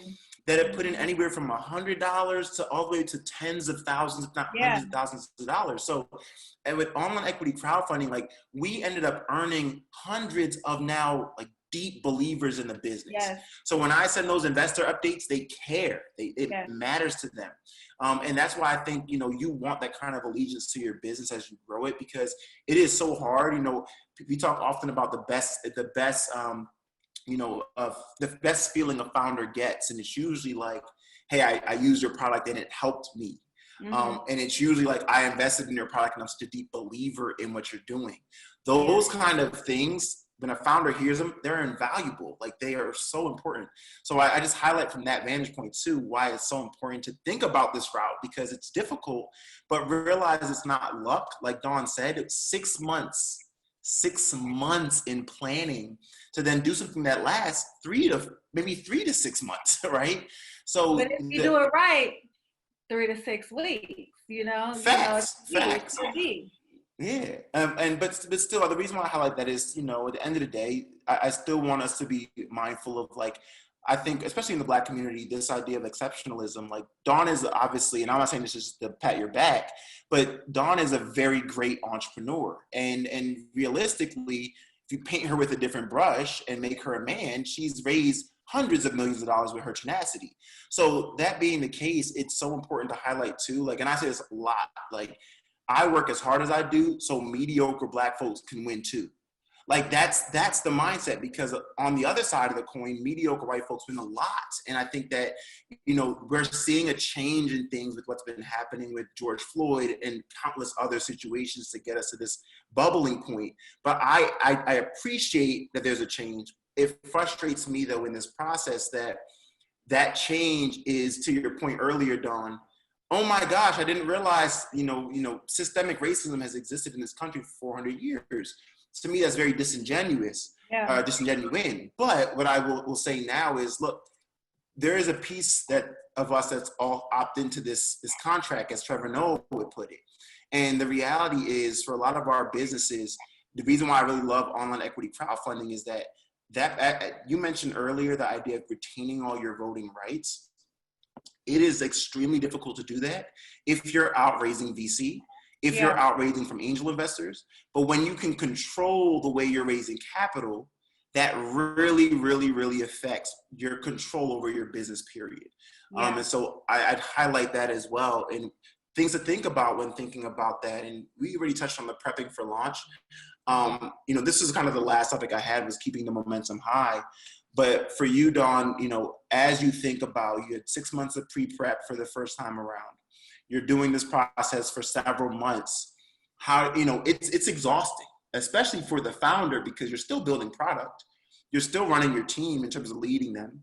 So, but the other part of this is you are doing AMAs, right? You are meeting with, press outlets and doing interviews. You are still looking at the number. Like, are we trajecting at the right pace to get this done in this time? How did you manage time? And also, too, how did you keep the momentum high in raising both of these rounds of funding? Definitely pre-planning and engaging my team and involving my team. And, I just want to say our first round, we were all the way out of runway. We didn't have any money. So we had to really, hit the pavement. I did a lot of things that are free, like posting on, social media, writing blogs, working with micro influencers. Like, I don't turn down interviews. So I'll interview with the Breakfast Club, and I'll interview with, a podcast with 50 listeners, so people always are reaching out to me, and I was lining up interviews for all around the timing that I knew I was going to launch. So everybody reach out, oh, I'm starting a blog, I'm starting a podcast. I never am too big for any type of request. I do it all. So it's flooding the keyword searches with Dawn Dickson, wherever it comes from. And so I kind of time that out. And you really have to see the value of micro-influencers, small bloggers, small podcasters, because they have a very captive and loyal audience.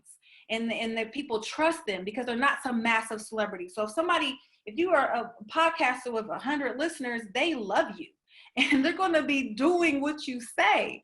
And so I would just go after those people and do my reach outs. I would, again, I didn't have any money. I would go to help a reporter out, Heyro, and I would just contribute as much as possible, to anything in the media to get my name out there. Because when I knew that eventually they would see me and Google me, what is this Dawn Dickson girl about? And then I want all of the things to show up.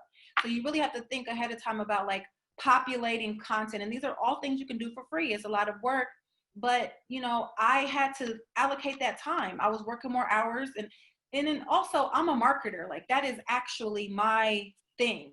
Someone asked, and I'll address this in a little bit, like, I am a technical person. I went to school for IT, but I'm really a marketer. Mm-hmm. And so the technical people are on my team, and I really was, I drive the marketing efforts, and I know how to, reach people online. And so, and what I couldn't do, I brought in somebody to help out with, but we did a lot of planning. I really approached this like, I never seen anybody do crowdfunding the way that I did with the media, with the social media, giving them posts, like you said, people want to be proud. I was sending them things like, here, proud PopCom investor, post that. I was doing updates every $10,000 that we raised, doing a song to go with it. I was being just really active where you couldn't not see us, and so I think having a strong, which again, buffer is free, putting content out about your industry. So it's a lot of work, but you're going to do a lot of work either way. Everything's a lot of work. Raising the money from VC is a lot of work. Everything in this whole thing is a lot of work. And so people that are like, there's no easy way out, but it's like, everything can work.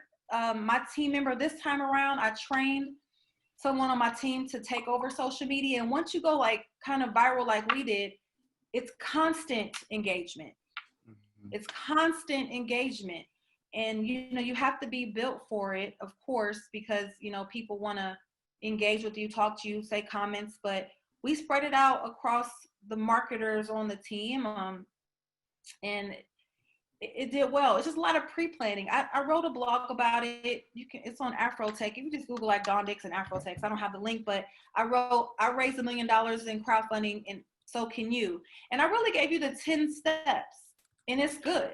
And I'm going to build my course off of this, but it's 10 steps that you need for crowdfunding and things you need to be doing right now. Now, even if you don't know when you're going to raise money, start now. because eventually you will. And even if you never do, you have created a whole presence for yourself online that is going to help with customers, if nothing else. Yeah. And another thing I'd add too, like, someone asked about a sole proprietor and switching to an LLC. I think, I want to highlight a tool.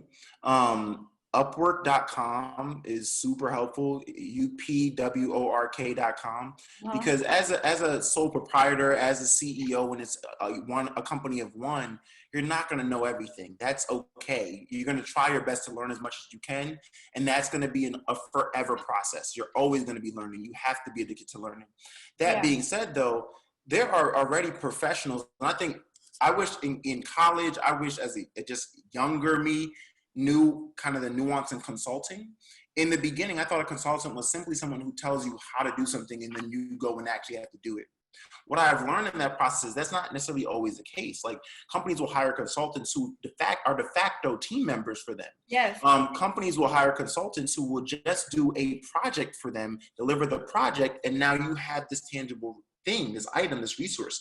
So when you're thinking about financial modeling, you don't have to be this financial wizard in the beginning.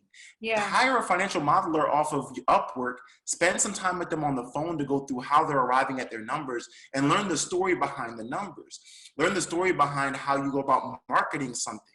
You're not going to capture all of it in day one and get everything from their brain and yours, but the more and more you understand the lingo, the vernacular, how they're speaking, the more and more you understand how they're looking at things, is extremely important. And one of my board members and a great friend of mine, a mentor of mine as well, I would spend tons of time tracking through New York City in the brutal cold of winter to go to his crib to pitch him our business. I'd pitch the business, then I'd switch over after about 20 minutes and I'd pitch our financials. And he would rake me over the coals every single time. The reason for it was I had to learn how to tell the story of our business. Realize that numbers only matter when you can tell the story tied to the numbers. Yeah. So you have to point out, what is this operational expense tied to? Why is it growing at that rate? Who are you hiring to increase that amount that you're spending? How does your revenue line increase? And what are the key factors that must happen for you to go from $1 million in revenue to 5 million to 10 million and beyond? The more you get good at pointing out 4 or 5 key numbers and then telling that story, that's all anybody can actually stomach in terms of listening and digesting information. As smart as investors are, you have to tell them what your key performance indicators are. They don't, unless they've done business in your space 1 million times and they know generally what they would be. Oftentimes, you are the one telling them what makes your business important and how to measure its impact over time. So I just highlight those things because I think they're very important to know as you all endeavor on starting your businesses and or as you guys continue to build the businesses you guys already have. But be thinking about that. Dawn, for you, what piece of advice would you give folks today? So if they're starting their business, it is June 18th, 2020, starting their business from home. What are some of the first 2 or 3 steps people should be thinking about in that process? How are you going to make money? Who are your customers? I mean, before you even go and incorporate something, write it down. Like, what is the industry you're getting into? What other players exist in that space, competitors, or even similar businesses, or even businesses in the industry? How are you going to make money? How are you going to get customers?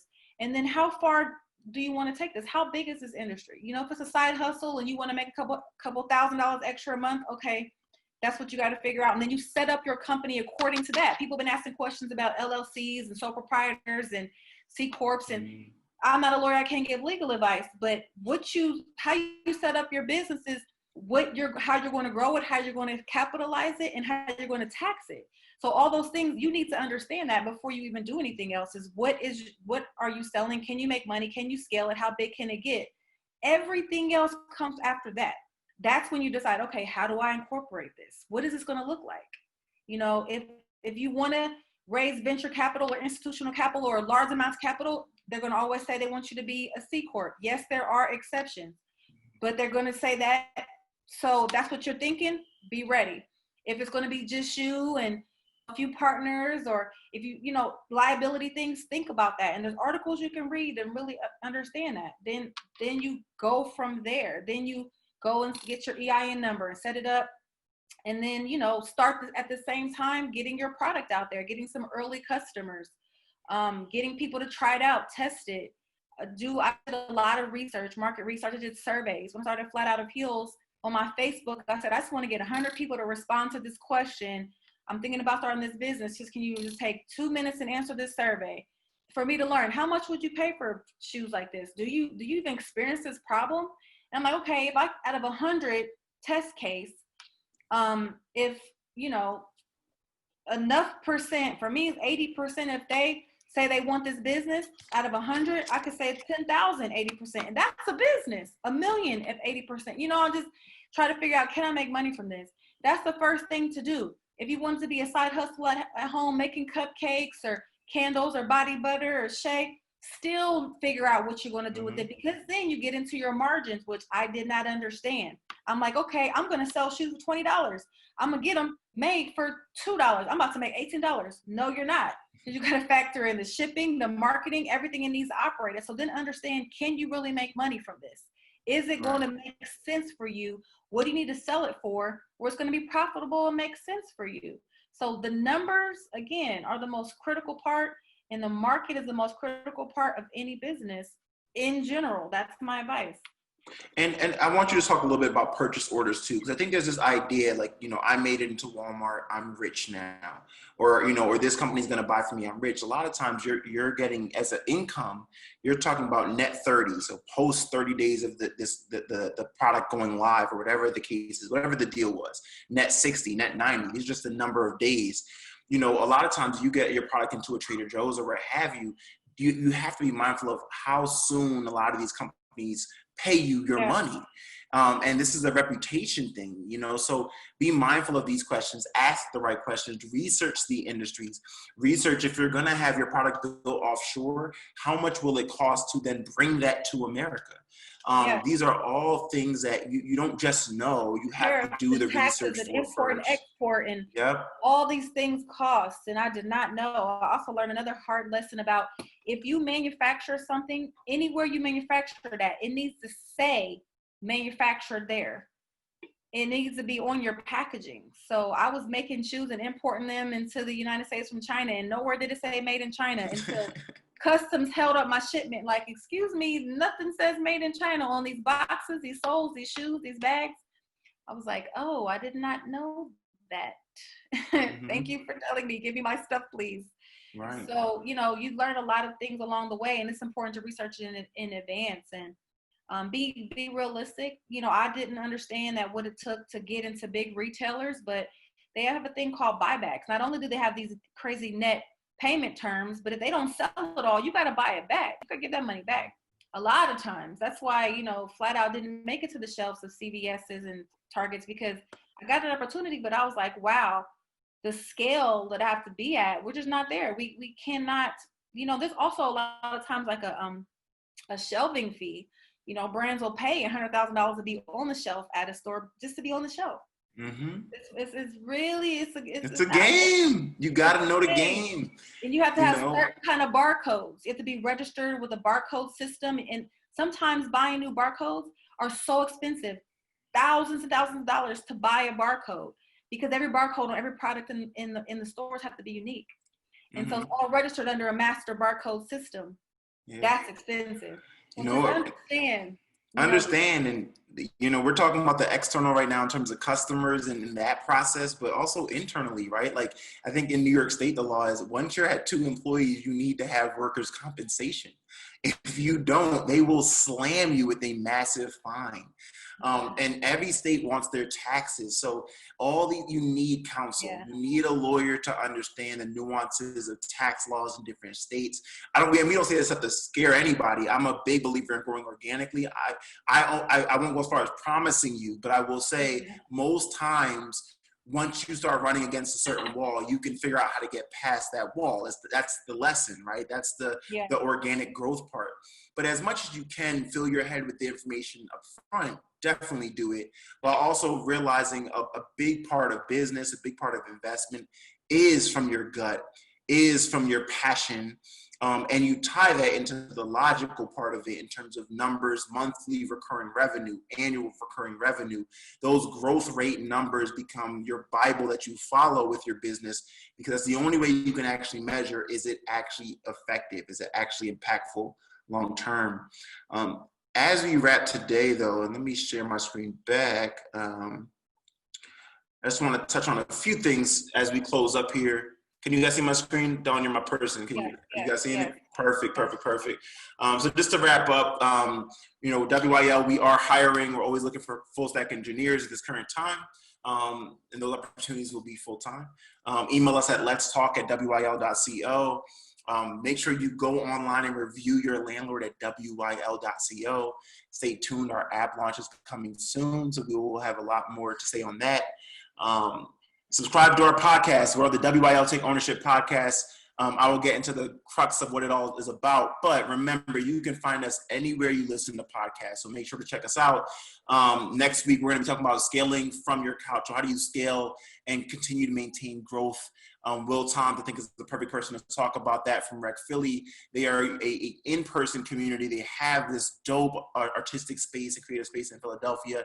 They've been paused because of COVID, but they have not paused. They've continued to make it happen and continue to create community online for all their members in the Rec Philly sphere. So catch our conversation next week, June 25th. Again, Dawn, where can people find you actually before we wrap up today? I got that all in there just now. I was ahead of the curve for you. Look in the chat. All of my social media is there. Also check out my campaign. You can just read about what we've been doing. Our round is oversubscribed, but you can sign up if you're interested for the wait list.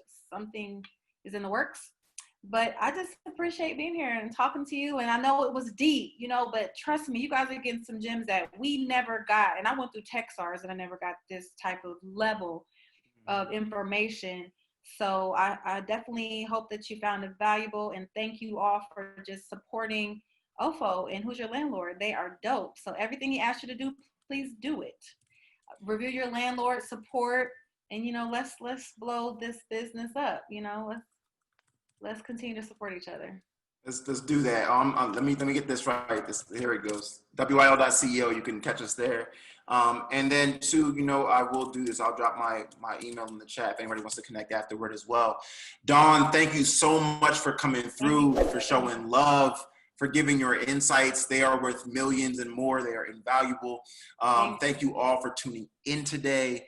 Again, for WYL, for the WYL Take Ownership podcast, remember the WYL Take Ownership podcast is all about taking ownership of your mental, your economics, and your community. We made community tonight. We'll continue to do so. Catch us for our last episode of our series next week, the General Assembly and Will Toms. Take care, y'all. Peace.